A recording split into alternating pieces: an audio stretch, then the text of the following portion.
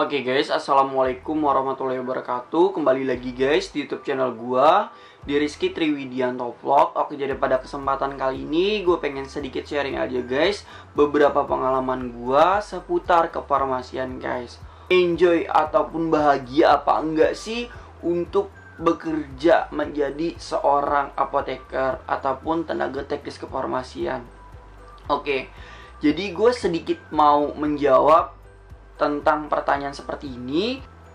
Ini merupakan apa yang kita pilih di awal untuk menjadi seorang apoteker ataupun tenaga teknis kefarmasian, dimana ketika lo sebelumnya, ketika SMA, lo pasti menentukan terlebih dahulu guys, bahwa gue mampu nih guys untuk bisa berkuliah sebagai seorang apoteker ataupun tenaga teknis kefarmasian.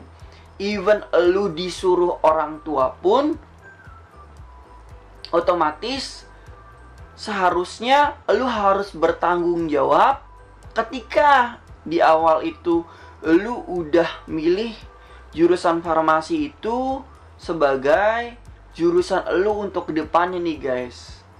Dimana ketika istilahnya lu lu nggak bertanggung jawab akan hal yang awal lu pilih, seorang farmasis kedepannya, ya itu adalah salah satu pilihan kita dari awal. Bahkan ketika kita disuruh orang tua pun, istilahnya lu harus bisa menjalankan dan bertanggung jawab apa yang lu pilih gitu loh guys. Misalnya lu disuruh orang tua, gue harus disuruh kuliah farmasi sama orang tua karena prospeknya baik. Ya of course, lu udah milih dan terjun, otomatis lu udah dewasa, lu harus bertanggung jawab sampai akhir, sampai kuliah lu lulus guys. Dimana memang untuk kuliah farmasi itu sulit. Nggak ada untuk kuliah itu yang mudah, apalagi kuliah farmasi. Akan tetapi kalian harus sadari bahwa tanggung jawab kalian ini adalah yang kalian pilih di awal. Orang tua sudah sepenuhnya membiayai kalian untuk menjadi apa yang orang tua inginkan. Ketika kalian bilang kalian tidak bahagia untuk berkuliah di farmasi karena sulit, karena banyak hafalan, karena banyak perhitungan dan lain sebagainya, istilahnya itu bukan merupakan salah satu alasan. Dimana gue bisa bilang seperti ini, karena kalian juga bisa kok istilahnya untuk bertanya, untuk fokus, untuk enjoy.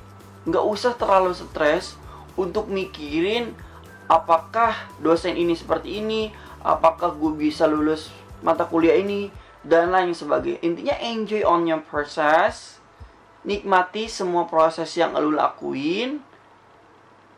Intinya ketika lu stres akan suatu hal yang lu pelajari, itu membuat lu itu semakin susah untuk nangkep guys. Misalnya lu benci banget nih untuk menghafal spesialis obat. Misal ada farmakologi, farmakokinetik, farmasi klinis, dan lain sebagainya yang berbau-bau farmasi klinis. Ya itu lu juga susah guys pastinya. Dan dimana lu harus merubah mindset lu untuk menjadikan salah satu pelajaran ini tuh enjoy gitu loh guys. Dimana lu bisa kok, nanti ketika gue lulus, gue bisa menyembuhkan kedua orang tua gue. Ketika gue lulus, gue bakal bisa menjadi seorang apoteker yang handal dan lain sebagainya. Intinya adalah harus dari dalam diri kita sendiri untuk merubah perspektif yang tadinya nggak penting-penting banget untuk menjadi seorang farmasi, yang tadinya kuliah farmasi semester 1 ataupun sampai semester 4 itu masih main-main dan banyak mata kuliah yang ngulang. Ini adalah kesempatan kalian ketika kalian menonton video ini untuk merubah menjadi pribadi yang lebih baik lagi. Kenapa sih gue bilang seperti ini? Karena untuk menjadi seorang farmasis, otomatis kalian juga harus belajar berkepanjangan, guys. Jadi ketika lu istilahnya udah menjadi seorang profesian, seperti seorang profesi apoteker ataupun tenaga teknis kefarmasian, lu juga tetap harus belajar terus, guys. Karena untuk ilmu kedokteran ataupun ilmu kefarmasian itu setiap hari ataupun setiap tahunnya itu pasti berkembang. Ketika kalian tidak mengikuti perkembangan tersebut, otomatis kalian dapat ketinggalan informasi terkait hal tersebut, guys.